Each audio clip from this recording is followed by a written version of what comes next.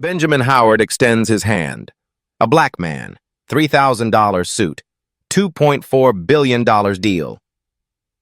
Victoria Caldwell stares at his palm like it's diseased. I don't shake black hands. 500 people on live stream.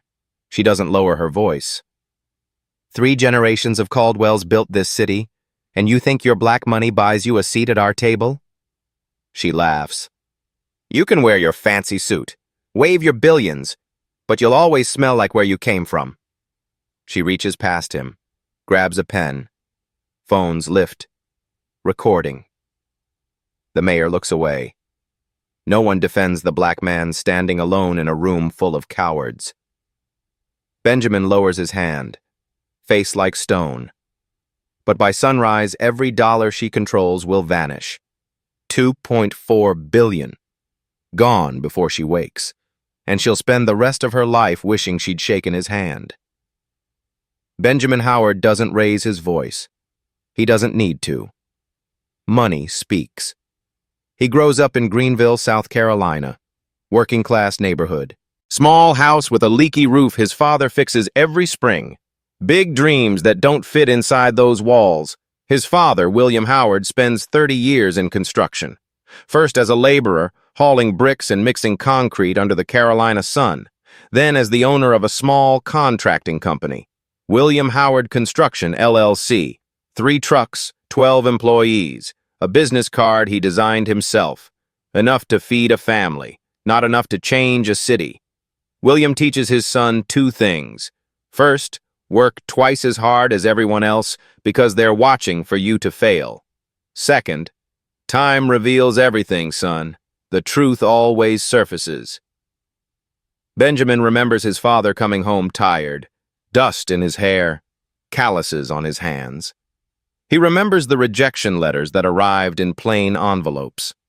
He remembers the bids that never won, the contracts that always went to someone else, names he didn't recognize, companies that appeared out of nowhere and disappeared just as fast. As William never complains, he never explains. He just works and waits and believes that someday, somehow, things will be different for his son. William Howard dies on a Tuesday in March 2019. Heart attack, 68 years old. He's at a job site when it happens. They find him sitting against a wall, hand pressed to his chest, eyes open. He leaves behind a widow who outlives him by 3 years, a son who carries his name, and a watch, silver case, worn leather band. The second hand still ticks, steady as a heartbeat. Benjamin wears that watch to every major signing, every deal, every moment that matters. When he looks at it, he hears his father's voice. He builds Howard Capital Partners from nothing, Wharton MBA, where he's one of 11 black students in his class. 6 years at Goldman Sachs, where he learns how money really moves. Then, at 38, he walks away from Wall Street, rents a small office in Charlotte, hires 2 analysts and a receptionist, private equity, infrastructure. The kind of projects his father dreamed about but never got to touch. 15 years later, Howard Capital manages $12 billion in assets. It's the largest black-owned private equity firm in the Southeast. The Charlotte Business Journal runs a profile. The quiet giant of Southern PE. Benjamin keeps the article in his desk drawer. He never mentions it to anyone. His wife Eleanor keeps him grounded. 26 years of marriage. High school sweethearts who lost touch, found each other again in their 30s, and never let go. She's the one who reminds him to eat, to sleep, to come home before midnight. His daughter Madison is 21, senior at Duke, pre-law. She has her grandfather's stubbornness and her father's silence. When she believes in something, she plants her feet and doesn't move. There's a photo on Benjamin's desk. Faded color. 1980-something. William in work clothes, sawdust on his shoulders. Young Benjamin beside him, maybe 8 years old, holding a toy hammer. Madison as a toddler, sitting on William's shoulders, laughing at something no one remembers. 3 generations. 1 frame, One unfinished story. The deal on the table is the biggest of Benjamin's career, $2.4 billion. Infrastructure investment. Roads that haven't been repaved in decades. Bridges that engineers call structurally deficient. Transit expansion that could connect neighborhoods cut off from opportunity for generations. 12,000 jobs. Economic ripples that would reach every corner of the city. Neighborhoods like the one he grew up in, finally getting the investment they deserve. The term sheet is clean. 36 months of committed capital. Charlotte's future, written in ink. Benjamin reviews the documents one last time. Everything is in order. The signing ceremony is scheduled for 5:30 p.m. Council Chamber B, City Hall. End of the business day. End of the week. A formality before the weekend. His phone buzzes. Text from Madison. "Kill it today, Grandpa's watching." Benjamin smiles. He looks at his father's watch. 5:15 p.m. Less than 30 minutes until everything changes. He straightens his tie, picks up his briefcase, heads for the door. He doesn't know it yet, but the woman waiting in that chamber is about to give him something his father never had, a chance to fight back. Council Chamber B smells like old leather and fresh ambition. Mahogany table, polished to a mirror shine. 12 chairs arranged with military precision. American flag in the corner, fabric slightly faded. North Carolina state flag beside it. Late afternoon light cuts through the tall windows, casting long shadows across the hardwood floor. The air conditioning hums too cold. It always does in government buildings. Something about budgets and thermostats. It's 5:30 p.m. Friday. The kind of meeting scheduled at the end of the week because everyone wants to go home. Sign the papers, shake hands, smile for the live stream camera, start the weekend. Mayor Charles Bennett sits at the head of the table. 62 years old, career politician with silver hair and a smile that never reaches his eyes. He's already thinking about the golf course. Beside him, the city attorney shuffles papers. 2 council members check their phones under the table. Staff members hold tablets and printed agendas they've already memorized. And at the center of the Finance Committee's section, Victoria Caldwell. 58 years old, 22 years on the City Council, chair of the Finance Committee for the last 9. In Charlotte, that position means everything. She controls where the money goes. Every contract over $500,000. Every infrastructure grant. Every development deal. It all flows through her approval. Her father, Harrison Caldwell, held the same seat before her, built a reputation, built a network, built a system that survived his death. Charlotte royalty, the newspapers call her. Old money, old power, old rules that never get written down. She doesn't look up when Benjamin enters. He notices. He files it away. He always notices. Benjamin takes his seat across the table. Professional nods around the room. The usual pleasantries in measured voices. Historic partnership. Transformative investment. Charlotte's bright future. The words mean nothing. They both know it. This is theater. The mayor speaks for 8 minutes. Generic optimism. Prepared remarks. The city attorney summarizes the contract terms in legal language designed to sound impressive.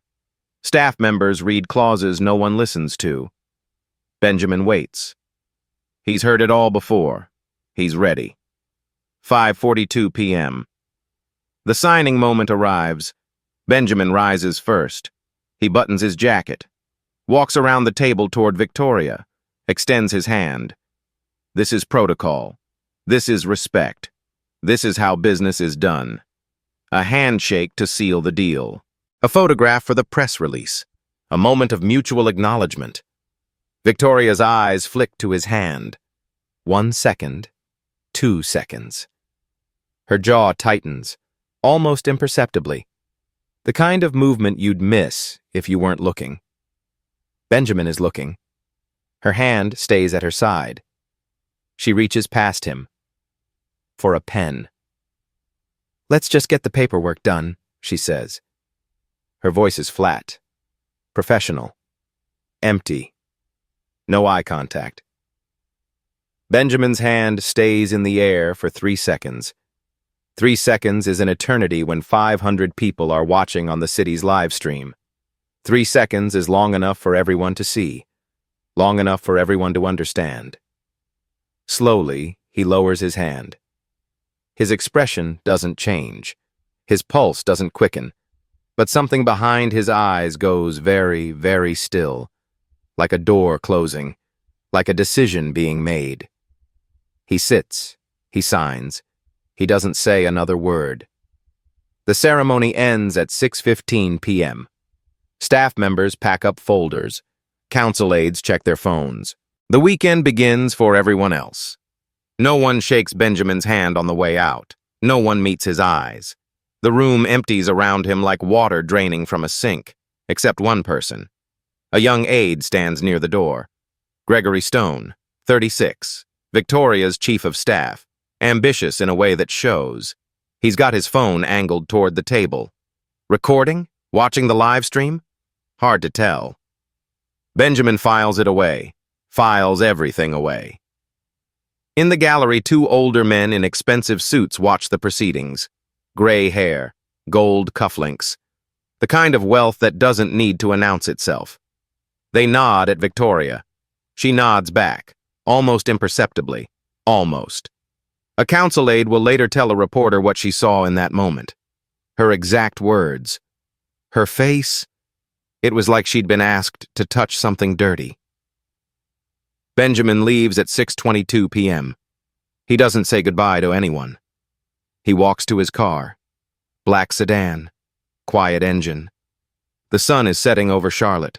Orange and red bleeding across the skyline he helped build. He gets in, closes the door. The leather seat creaks. He sits in silence for a full minute. Then he makes one call. Clear my evening. All of it. He doesn't eat dinner that night. He doesn't watch the clip that's already spreading. He drives home, and he waits. At 11 p.m., he picks up the phone. The clip starts spreading at 6:30 p.m. Someone screen-recorded the city's live stream, posted it to Twitter with no caption, no commentary, no context needed, just the moment. Benjamin's hand extended across the mahogany table, Victoria's hand staying down, the reach for the pen instead. 3 seconds of silence that will cost Charlotte $2.4 billion. By 7 p.m., 10,000 people have watched it. By 9 p.m., 50,000. By 10 p.m., 200,000 and climbing. The algorithm picks it up, recommends it, spreads it. The comments come fast. Did she really just... His composure, though. Ice-cold respect. This is Charlotte. This is how they've always done it. She shook the mayor's hand 5 minutes earlier. I went back and checked. The hashtag forms organically. No coordination, no campaign, just collective outrage finding a name. Hashtag shake his hand. It trends locally first. Charlotte, then North Carolina, then the entire Southeast. By midnight, it's national. Victoria Caldwell doesn't see any of it. At 7:30 p.m., she's at the Whitmore Foundation Gala. Black tie. Champagne that costs more per bottle than some people make in a week. A ballroom full of Charlotte's oldest money. Crystal chandeliers, string quartet, the soft murmur of power talking to power. The Preston family is there. The Barretts, the Crawfords, the Hamiltons. The people who've run this city for 40 years. Her people, her network, her safety net. Her phone buzzes in her clutch. Gregory Stone calling. She ignores it. It buzzes again, and again, and again. She takes another glass of champagne, laughs at someone's joke about property taxes. It'll blow over by Monday, she tells the woman beside her. These things always do. She's been telling herself that for 22 years. It's always been true. Until now. Benjamin Howard is home by 8 p.m. The house is quiet. Dim lights. Eleanor sees his face when he walks through the door. She knows that look. The stillness that means something is wrong. The calm before a decision. She doesn't ask. Not yet. She's learned when to push and when to wait. His phone buzzes. Madison calling from Duke. Dad, I saw the video. Everyone's sharing it. Are you okay? I'm fine, sweetheart. Go study. I'll handle it. He says it like he's already decided something. Madison hears it in his voice. Dad, I love you. Get some sleep. He hangs up, opens his laptop, finds the clip. He watches it once, twice, 11 times, frame by frame, the extended hand, the pause, the pen, the moment his hand drops. His expression doesn't change, but his right hand moves to his father's watch, fingers tracing the worn leather band. At 10:15 p.m., Mayor Charles Bennett finally sees the clip. He's at home, half asleep in front of the television, when his chief of staff calls. Have you seen Twitter? He hasn't. He does now. He calls Victoria. No answer. Calls again. No answer. Leaves a voicemail that sounds like an apology wrapped inside a plea, wrapped inside panic. The city's PR team scrambles. Emergency conference call, 15 people who should be enjoying their Friday night. We need a statement by morning, something to get ahead of this. At 10:30 p.m., Victoria's team drafts a response. Gregory Stone writes it himself. The germaphobe defense. Carefully worded, legally vetted. Victoria Caldwell has a well-documented sensitivity to physical contact due to health concerns. This unfortunate incident is being taken wildly out of context by those with political agendas. They schedule it for 7 a.m. release. Get ahead of the news cycle. Control the narrative. At 10:45 p.m., Victoria finally checks her phone. 48 missed calls. 200 emails. Her face goes pale under the ballroom lights. She excuses herself, finds a quiet corner, calls the people who matter. Control this, they tell her. Now. But they don't know what's coming. None of them do. At 11 p.m., Benjamin Howard sits in his home office. Father's watch on the desk beside him. Moonlight through the window. The house is silent. Eleanor has gone to bed. He told her not to wait up. She's waiting anyway. He knows it. Eleanor appears in the doorway. Robe. Bare feet. The woman who's known him for 30 years. What are you thinking? Benjamin doesn't look up. His eyes are on the watch. I'm thinking about what my father would do. Silence. He picks up the phone. Dials a number from memory. Howard Capital's Board of Directors. Emergency session. Secure line. 11 p.m. on a Friday night. 7 people on the call. People who trust him. People who've built something with him. The conversation lasts 19 minutes. He explains what happened. He explains what he wants to do. He explains the risks. The vote is unanimous. At 11:34 p.m., the decision is made. Withdrawal authorized. Benjamin dictates the press release himself, 31 words. No accusations, no emotion, no room for interpretation. Howard Capital Partners is formally withdrawing from the Charlotte Infrastructure Investment Agreement, effective immediately. All committed capital is being redirected to municipalities that demonstrate alignment with our values. We wish Charlotte well. His assistant types, reads it back, hesitates. Schedule it for 6 a.m. release, Benjamin says, before anyone wakes up. Are you sure? No warning to the city? They didn't warn me either. He looks at his father's watch. Midnight. A new day. Time reveals everything, Dad. At 2 a.m., Charlotte sleeps. Victoria sleeps. The circle sleeps. Newsrooms are dark. Social media slows to a murmur. The scheduled release sits in Howard Capital's system. 31 words. Waiting. Benjamin sets his alarm for 5:45 a.m. He goes to bed. He sleeps soundly. He knows what's coming. At 5:45 a.m., He wakes, showers, shaves, dresses in a full suit, navy, white shirt, his father's watch on his wrist. At 5:55 a.m. he sits at his desk, phone in hand, coffee untouched.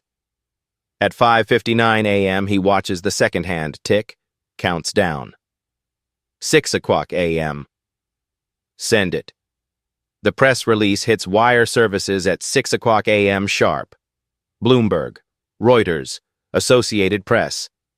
Benjamin pours himself a cup of coffee, walks to the window, watches the sun rise over Charlotte. The skyline glitters gold and pink. The city is still sleeping, but not for long. At 6:15 a.m., Bloomberg terminal alerts start pinging across trading floors. Financial reporters scramble. Phones ring in empty newsrooms. Interns called in early. The story is moving faster than anyone can type. At 6:32 a.m., the first headline hits.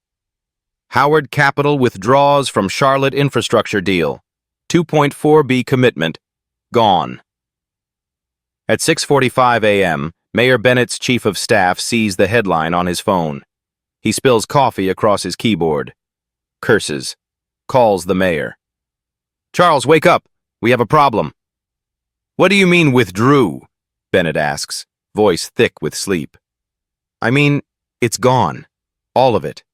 Check your phone." At 7 o'clock a.m., Victoria Caldwell's alarm goes off. Soft chime. Expensive bedroom. Egyptian cotton sheets. She reaches for her phone on the nightstand. The screen is a wall of notifications. 143 missed calls, 340 emails, 17 voicemails, and one CNN notification that makes her blood run cold. 2.4B deal collapses overnight. Her germaphobe statement was scheduled for 7 a.m. It's already irrelevant. The money is already gone. The narrative has already shifted. Victoria's hands shake. She reads the Howard Capital press release twice, 3 times. This can't be real. This can't be real. But it is. At 7:15 a.m., the city's finance department calls an emergency meeting. Conference room fills with people who haven't slept, people who don't understand what happened, people who are already looking for someone to blame. The coffee is burnt. The mood is worse. At 7:30 a.m., Charlotte wakes up. Morning commuters check their phones at red lights. Office workers scroll through news alerts. Parents see the headlines before dropping kids at school. Charlotte vanished starts trending. Social media explodes. The clip of the handshake plays on every local news station, side by side with Benjamin's 31-word press release.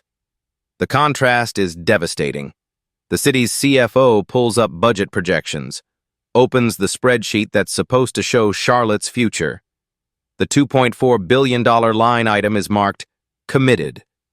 By 9:30 a.m., it will be marked withdrawn.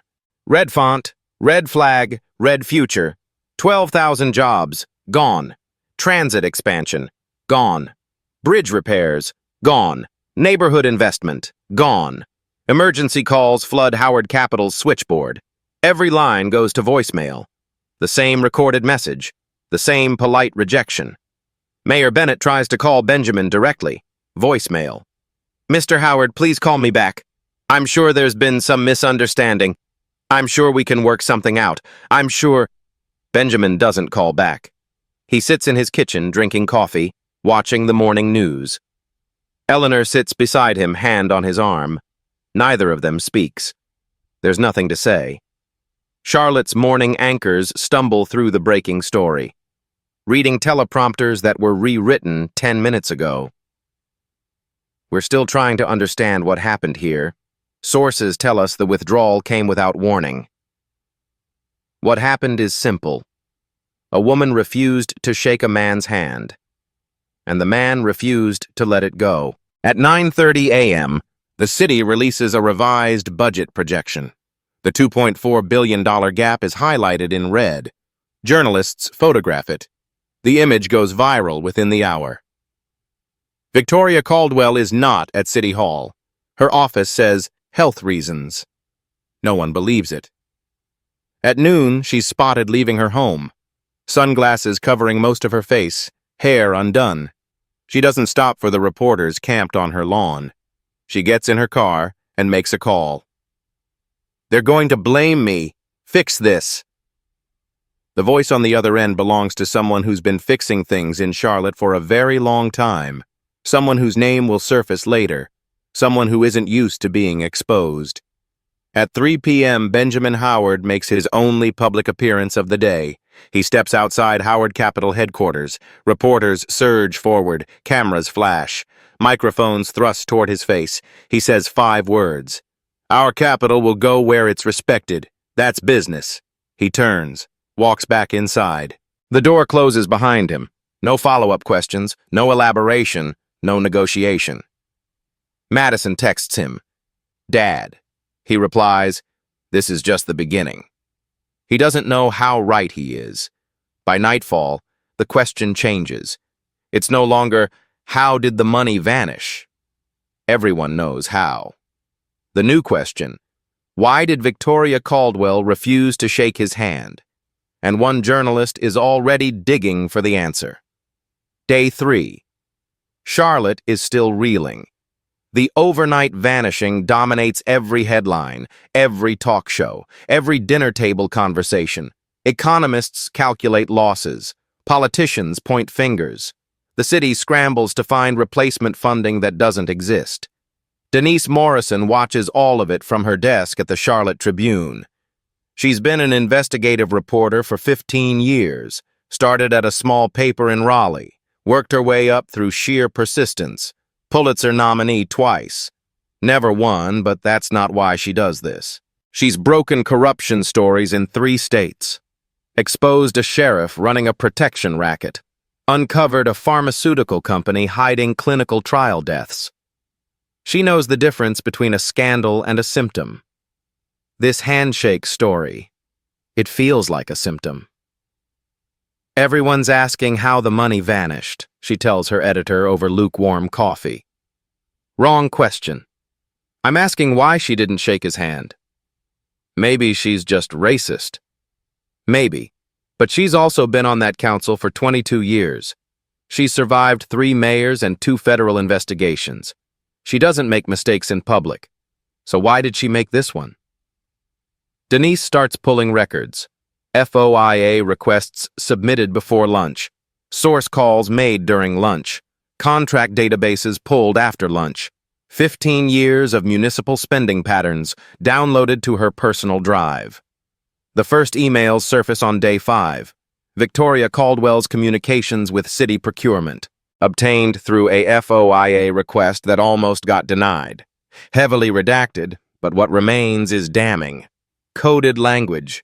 Careful phrasing, the vocabulary of discrimination dressed in professional clothing. "We need people who understand Charlotte's way of doing things. Certain contractors may not be the right fit for this project. Consider the optics of this particular partnership."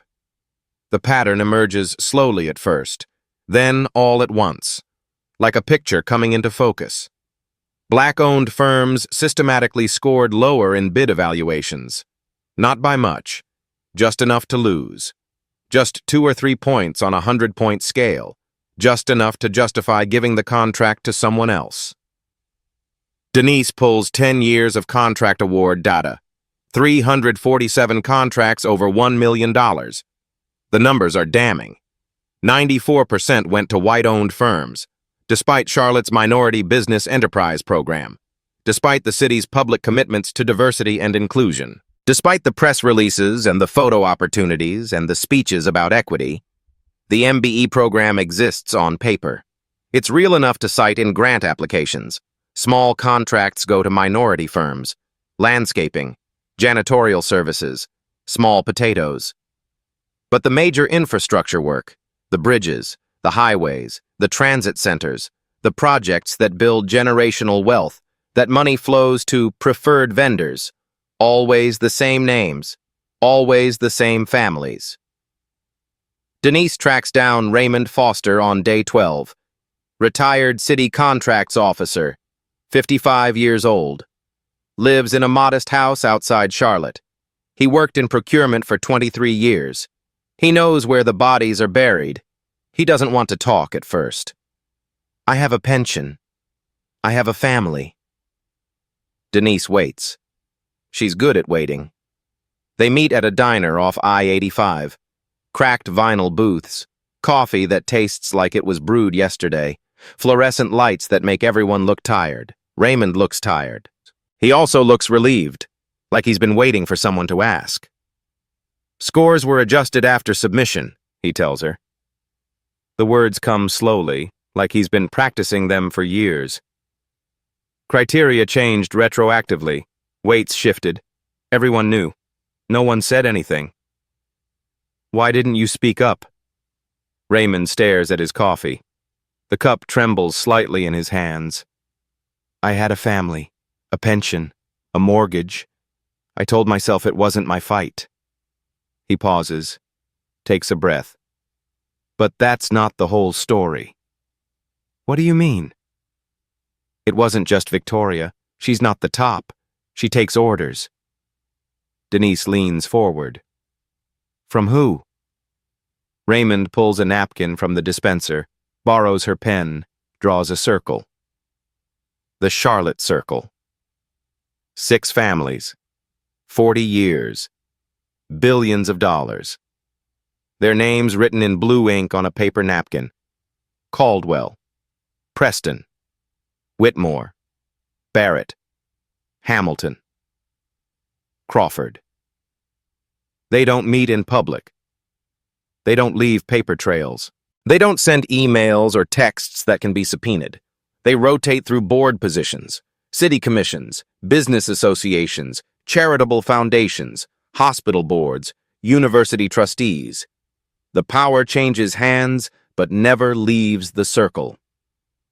Victoria Caldwell's role: Finance Committee gatekeeper. Her father's seat before her, her grandfather's influence before that. How far back does this go? Raymond shakes his head. At least 1985, maybe earlier, maybe all the way back. Denise spends the next week in archives. Basement of City Hall. Dusty boxes, faded paper, city records from the 1980s, rejected bids, denied contracts, the paperwork of 1,000 small defeats. She's looking for patterns. She finds something else. September 3rd, 1986. A rejected bid for a school construction project. Small contractor.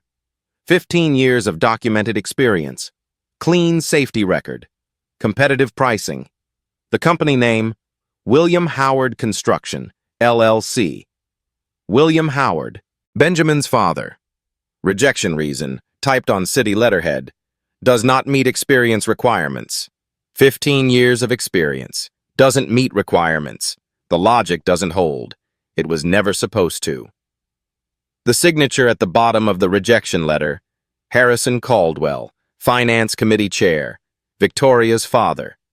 Denise reads the name 3 times, checks the date, checks the signature, checks everything twice. Then she picks up the phone. Mr. Howard, I need to show you something. It's about your father. Benjamin meets her that evening. Private office, no staff, no cameras, just 2 people and 1 piece of paper. She slides the 1986 letter across the table. Benjamin picks it up. City letterhead. His father's company name typed in faded ink. Rejected. Signed by a dead man whose daughter just refused to shake his hand. He holds the letter for a long time. Doesn't speak. His thumb traces the edge of the paper. He looks at his father's watch. The one William wore for 30 years. The one he left behind with a lesson Benjamin is only now beginning to understand. Time reveals everything, Benjamin says quietly. He said that his whole life. Every time he lost a bid. Every time he got passed over. He'd just shrug and say, "Time reveals everything, son." He sets the letter down. I never understood what he meant. He understands now. Dad, they did this to you too. The first article drops the next day. Front page of the Charlotte Tribune. Pattern of exclusion. How Charlotte's contract system fails black businesses. The second article follows 12 hours later. The Charlotte Circle. 6 families, 40 years, billions in contracts. Federal investigators take notice within the week. The Department of Justice opens a preliminary inquiry. Subpoenas are drafted. Lawyers are hired. Phones start ringing in expensive homes across Charlotte. The Circle responds with a joint statement, released through a PR firm that charges $500 an hour.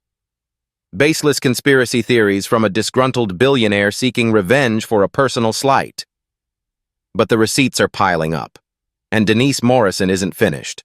40 years, 6 families. And Benjamin just found out his father was their first victim. If you're still here, drop a comment. Did you see the Circle coming? Benjamin knows the truth now, but the Circle isn't going to let him tell it. They're about to remind him what they do to people who threaten them. The Circle activates its network within 48 hours of the first article. This is what they do. This is what they've always done. When threatened, they don't defend. They attack. They've been doing it for 40 years. It starts with the media. A coordinated response across multiple outlets. Charlotte Observer runs an op-ed on day 14. Benjamin Howard, activist investor or opportunist? The framing is careful. The accusations are vague enough to avoid lawsuits. Billionaire playing the race card for personal publicity. Attack on Charlotte's most respected institutions. Hurting the very community he claims to champion. Talking heads appear on local news. Former city officials with impressive titles and rehearsed talking points. Business leaders with old money and older grievances. All with the same message. Benjamin Howard is the problem, not the solution.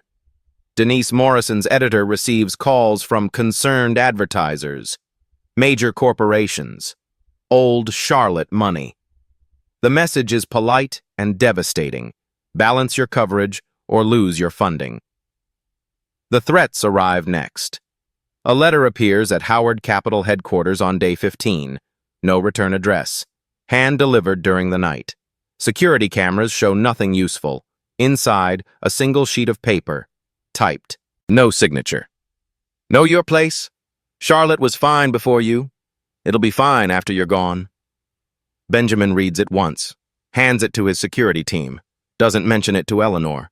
His home address has been public for years. Anyone can find it. That's not new. What's new is the feeling that someone is watching. Anonymous calls flood Howard Capital's client list. Blocked numbers, distorted voices. The same question. Do you really want to be associated with this controversy? One by one, smaller partners start to distance themselves. Lunches get canceled. Emails go unanswered. The silence spreads, but the Circle doesn't stop at business. Day 16. Madison Howard's phone explodes. Unknown numbers, blocked calls, voicemails that make her skin crawl, text messages from accounts created minutes before. A screenshot surfaces on a forum that night. White supremacist adjacent. Plausible deniability. Madison's personal information, laid out like a target. Home address, phone number, phone. Class schedule at Duke. Photo from her Instagram. A map showing the route from her dorm to her first class. The comments underneath are vile, threatening, racist, detailed. Day 18. Madison is walking to her constitutional law class. A group forms around her near the quad. 6 or 7 people. Students she doesn't recognize. They follow her. They get closer. Your dad's a race hustler. Go back to where you came from. Does he know you're out here all alone? Madison doesn't run. She doesn't cry. She doesn't speed up or slow down. She stops, turns, looks at them one by one, makes eye contact with each person, memorizes each face. Then she stares, doesn't blink, doesn't speak, just stares. Campus security arrives 3 minutes later. Someone called. The crowd disperses, muttering excuses. The video spreads within hours. Someone recorded it. Mixed reactions online. Outrage from supporters. She asked for it from the other side. Benjamin sees the video in his office that evening. His hands shake. For the first time in this entire fight, his hands shake. Eleanor stands in the doorway, voice tight, eyes wet. This has to stop. They're going after our daughter. Benjamin's instinct. End it. Protect Madison. Settle quietly. Walk away. Take the loss. Save the family. But there's more. Same day. Denise Morrison calls. Benjamin, I need to ask you about something, and I need you to be honest with me. An audit document has surfaced. Howard Capital subcontractor, Davis Construction. Labor violations discovered in a routine review. $1.2 million in unpaid overtime to workers, many of them Black and Latino, exploited by a company Benjamin hired. Benjamin didn't know. He runs a large organization. He can't review every subcontractor personally, but it's his company, his responsibility, his name. They're going to use this against you, Denise says carefully. They're already preparing the story. It drops tomorrow. He's not perfect. He profited from exploitation too. Different scale, same sin. Victoria's office releases a statement within hours, as if they were waiting. Mr. Howard lectures Charlotte about values while his own contractors exploit vulnerable workers. The hypocrisy speaks for itself. The circle is tightening. Benjamin has 24 hours before the subcontractor story goes national. His daughter is being hunted. His integrity is compromised. His allies are fading. And for the first time, he thinks about quitting. Day 20. Benjamin reviews the subcontractor audit. Davis Construction. The file is thick. The numbers are clear. Workers underpaid. Overtime denied. Complaints ignored. Vulnerable people exploited by a company he hired. A company he trusted. A company that carried his reputation. His team gathers in his office. Chief Counsel, CFO, Head of HR. They've prepared talking points, damage control, legal strategy. We can spin this, we didn't know. We're victims too. The subcontractor deceived us. Benjamin shakes his head. We profited. That makes us complicit. Benjamin, cut them. Now. Full termination. And set up a compensation fund. Every worker who was underpaid gets what they're owed plus 20%. He signs the termination order himself. Davis Construction. Gone. The cost, $40 million in active projects. Delays across 3 states. Penalty clauses triggered. Clients who will ask questions. Lawyers who will send letters. His CFO's voice is tight. Benjamin, this will hurt us. Badly. Benjamin looks up. It should. He drafts a public statement that night. Full acknowledgement. No excuses. No blame shifting. No legal hedging. We failed to properly vet a subcontractor. Workers were harmed. That's on us. Here's what we're doing to make it right. Eleanor reads the draft over his shoulder. You're making yourself vulnerable. I'm making myself honest. Day 21, 11:30 p.m. Benjamin sits alone in his home office. Father's watch on the desk. The 1986 rejection letter beside it. Moonlight through the window. The house is silent except for the ticking of the clock. He's made himself clean. Cut the rot out of his own house. But Madison is still in danger. The circle is still hunting. The walls are still closing in. He picks up the phone, calls his daughter. Hey, sweetheart, how are you holding up? I'm fine, Dad. Really. Don't worry about me. He takes a breath, the hardest words he's ever said. I'm pulling back, settling quietly. I can't let them keep hurting you. Silence on the line. Long silence. Dad. Madison. I've made my point. Your grandfather would understand. Sometimes you have to protect what matters most. More silence. He can hear her breathing. Steady, then not so steady. Then Madison's voice comes back. Quiet at first, then steel. Don't you dare stop. Madison, if you quit now, they win twice. They beat Grandpa. They kept him small his whole life. And now they beat you. They're coming after you because of me. I know exactly why they're coming after me. And I'm not hiding. I'm a Howard. We don't break. We don't bend. We don't run. Benjamin can't speak. His throat is tight. Dad, Grandpa didn't raise you to quit. And you didn't raise me to watch you quit. The words hang in the air. His father's words, his daughter's voice. Finish it. For Grandpa, for me, for everyone they're going to do this to after us if someone doesn't stop them now. Benjamin looks at the watch on the desk. The second hand ticks, steady as a heartbeat, steady as his father's voice in his memory. Okay. He picks up the watch, puts it on his wrist, the weight of it, the warmth of it, the history of it. Okay. We keep going. Promise me. I promise. Madison's voice softens.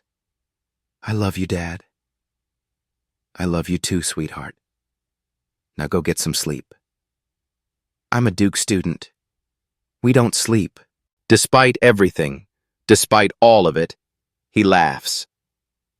Eleanor appears in the doorway, sees his face, sees the watch back on his wrist. She sits beside him, takes his hand. What did she say? She said Grandpa didn't raise me to quit. Eleanor nods slowly. She's right. Benjamin looks at the watch. Midnight. A new day. Again. Time reveals everything.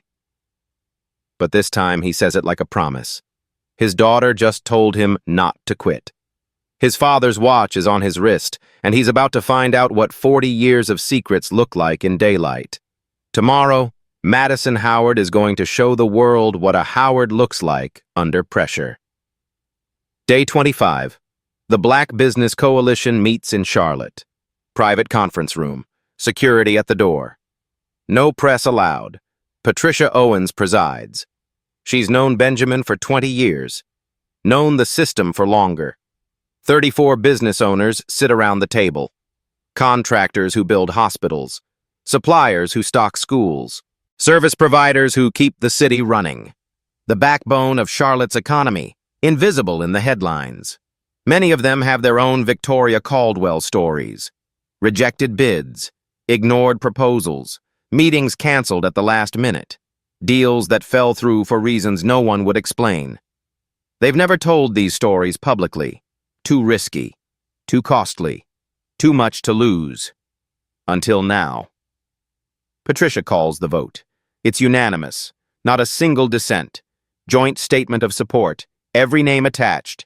Every company on the line. We stand with Benjamin Howard. His fight is our fight. Charlotte's system is broken. It's time to fix it. The statement runs in the Charlotte Tribune the next morning. It's picked up nationally by noon. The New York Times, the Washington Post, NPR. Other cities start reaching out. Atlanta, Memphis, Birmingham, Detroit. We have the same problem. How do we fix ours? 3 more business owners come forward publicly on day 26. Press conference at the Charlotte Tribune. Their stories are familiar. Too familiar. Dismissive behavior in meetings. Coded rejections in emails. Not the right fit. Doesn't meet requirements. Consider other options. The vocabulary of exclusion repeated for decades. One of them, a contractor named James, who's been in business for 30 years, puts it simply, I watched that handshake video, and I saw my whole career flash before my eyes. Every rejection, every closed door, every time I was told I wasn't good enough. Now I know why. It's not just Benjamin anymore. It's everybody. Day 29. Madison Howard publishes an op-ed in the Duke Chronicle. My father's hand. She writes about growing up watching her father work twice as hard for half the respect. About the quiet dignity of a man who never complained, never excused, never stopped building. About her grandfather's watch and what it means. About being doxxed and harassed and choosing not to hide. Her closing line travels around the world. They thought attacking me would break my father. They don't know the Howards. The Washington Post picks it up. The Atlantic, CNN. Every outlet that matters. Madison appears on national news. Interviewed live. Composed under pressure. Fierce when challenged. 21 years old and unbreakable. The interviewer asks, "Are you afraid?" Madison's answer, without hesitation, "Fear is what they're counting on. I don't give people what they count on." Day 30. Federal response. The Department of Justice issues a formal notice of civil rights investigation. Not preliminary, formal. Subpoenas follow within hours. Federal marshals deliver them personally. Circle members start lawyering up. Expensive firms, national reputations, the kind of lawyers you hire when you know you're guilty. Victoria Caldwell is seen leaving a law firm downtown. Different car, tinted windows. She doesn't stop for the cameras, doesn't make eye contact with anyone. The walls are closing in, and then, day 33, Denise Morrison gets a package. No return address. Postmark, Charlotte. Hand-delivered to the Tribune's front desk. Inside, a flash drive. A handwritten note on plain paper. She said it herself. All of it. I can't stay silent anymore. Denise plugs in the flash drive. One file, audio, 9 minutes, 23 seconds, dated March 2023, exactly 1 year before the handshake incident. She presses play. Victoria Caldwell's voice fills the room. Unmistakable. That particular blend of authority and condescension she's perfected over 22 years. Private meeting, multiple speakers, the circle. They're discussing Howard Capital's earlier bid for a transit project, the one that got rejected, the one no one could explain. Male voice. Howard's numbers are solid. His firm has the capacity. It's hard to justify rejecting this bid. Victoria. I don't care about his numbers.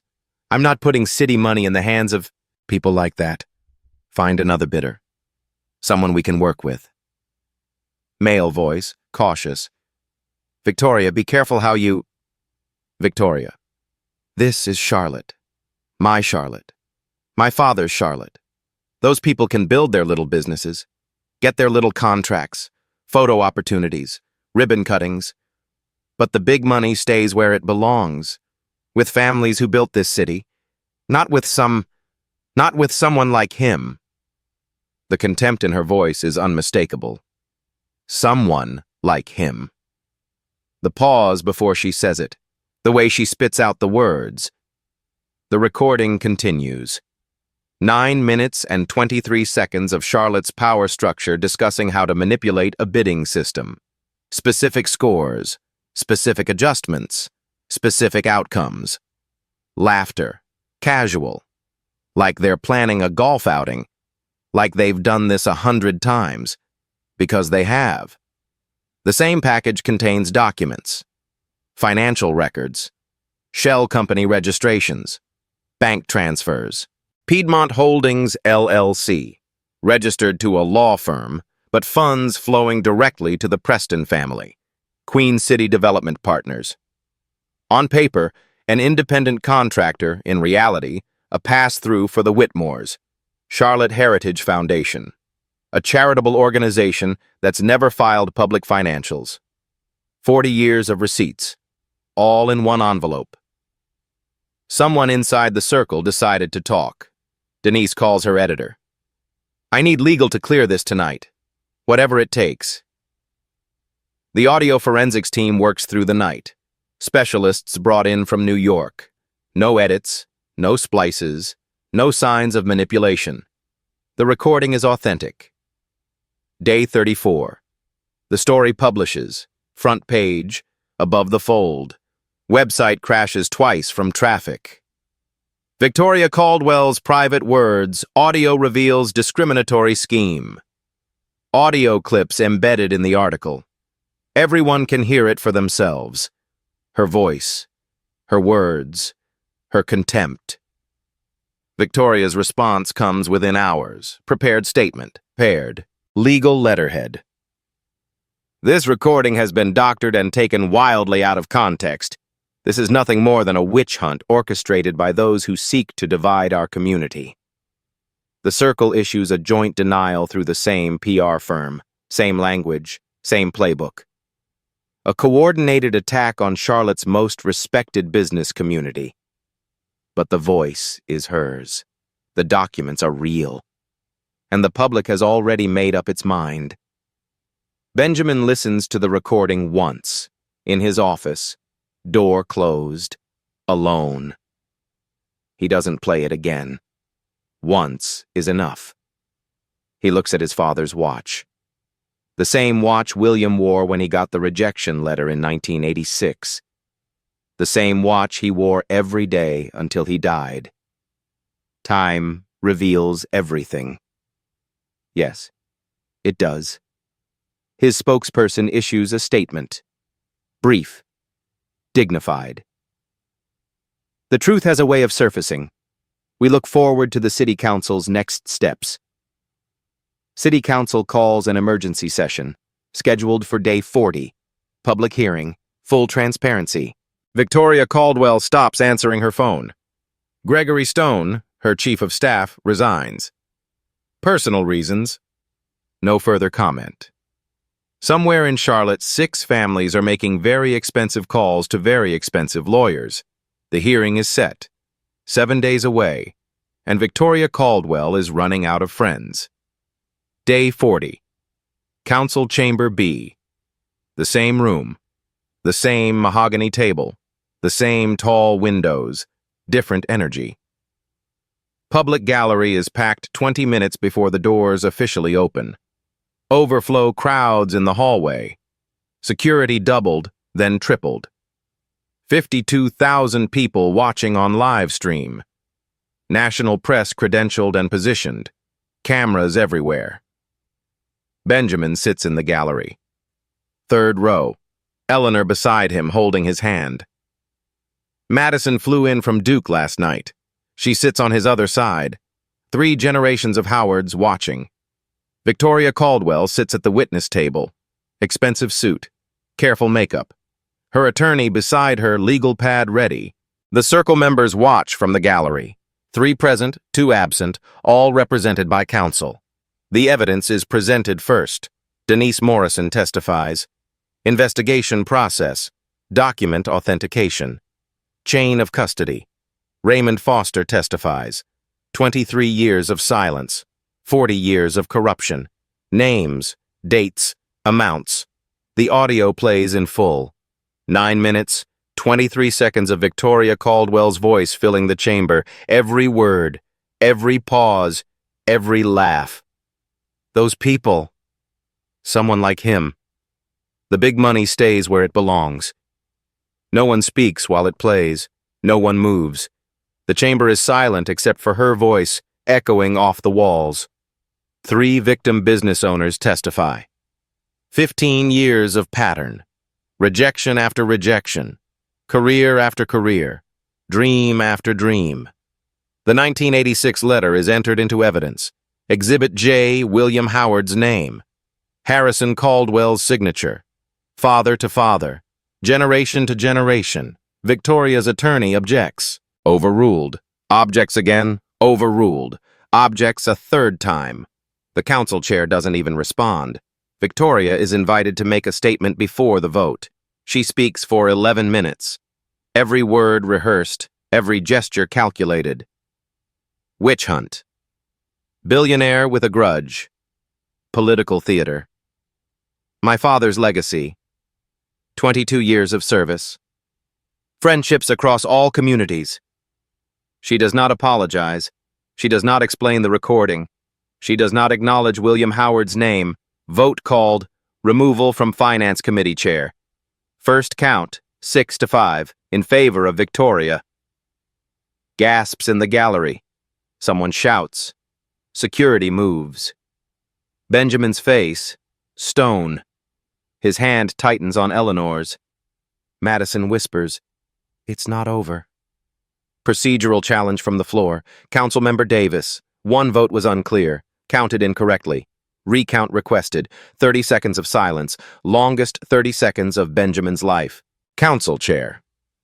We'll take a 15-minute recess before the final vote. The recess. Victoria confers with her attorney in hushed tones. Circle members watch from the gallery. Their faces are masks, but their eyes are calculating. Something passes between them. A look, a decision, a betrayal. Something changes in Victoria's face. Fear first, then something else. Resolution. Session resumes. Council Chair. Ms. Caldwell, do you have any final statement before we proceed? Victoria stands, slowly, looks at the gallery, looks at the men who made her, the men who taught her, the men who were going to let her burn alone. Yes, I have something to say. Her attorney reaches for her arm. She pulls away. You want to know who really controls this city? I'll tell you. I'm not going down alone. She names them, one by one. Preston, Whitmore, Barrett, Hamilton, Crawford. She describes the meetings, the payments, the system, 40 years of it. My father built this. I inherited it. I maintained it. And I'm done protecting people who were going to let me fall alone. Chaos. Circle members escorted out. Security everywhere. Shouting. Cameras flashing. The council chair calls for order. Calls again. Finally, silence. Final vote. 9-2 removal from all committee positions. Secondary vote. 8-3 criminal referral to the district attorney. For Victoria and 3 named circle members. The gavel falls. Benjamin doesn't move. Madison takes his hand. We did it, Dad. He looks at his father's watch. The second hand ticks. Somewhere, William Howard is watching. Day 45. City Council passes the Charlotte Contracting Transparency Ordinance. Unanimous vote. No opposition. Blind bid reviews. Diverse oversight panels. Public audits. Whistleblower protections. Mandatory disclosure of family relationships between city officials and contractors. The bill is named the William Howard Fair Contracting Act. Benjamin didn't ask for that. The council insisted. Victoria Caldwell resigns from the council the following morning. DA investigation ongoing. Federal charges possible. Her house goes on the market within a week. 3 circle members are under criminal investigation. Civil suits filed. Assets frozen pending review. The Preston family issues a statement denying everything. Their lawyer bills are reportedly $40,000 a week. The Charlotte Circle's grip is broken.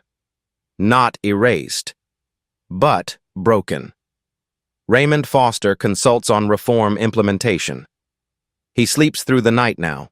First time in years. Denise Morrison wins the State Journalism Award. She donates the prize money to a scholarship fund for investigative reporters. Benjamin's office. Late afternoon. Golden light through floor-to-ceiling windows. The Charlotte skyline he helped build, glittering in the distance. Madison is there. 2 months until graduation. Law school applications submitted. Every school she applied to has accepted her. Law? Benjamin asks, knowing the answer. Someone has to make sure this doesn't happen again. He smiles. Your grandfather would be proud. I know. That's why I'm doing it. Eleanor texts. Dinner at 7. Don't be late. Both of you. Benjamin looks at his father's watch. Madison notices. Do you think he's at peace now, Grandpa? Benjamin considers the question. 40 years. 1 letter. 1 watch. 1 fight. I think he's been at peace for a while. He knew. He always knew it would come out eventually. Madison nods. Time reveals everything. That's what he used to say. I know. She pauses. But sometimes, time needs a push. Benjamin laughs. First real laugh in weeks. She's her grandfather's granddaughter. He stands, puts on his jacket, checks the watch one more time. Some fights you fight for yourself. Some you fight so the next generation won't have to. He looks at Madison. She's already fighting. Time to build something new. If this story resonated with you, if you've ever stood where they didn't want you to stand, I'd like to hear about it. Drop a comment, like if this one hit different, and subscribe if you want more stories where the truth surfaces. She didn't shake his hand. He shook an entire system. Thanks for staying with this one. I'll see you in the next story.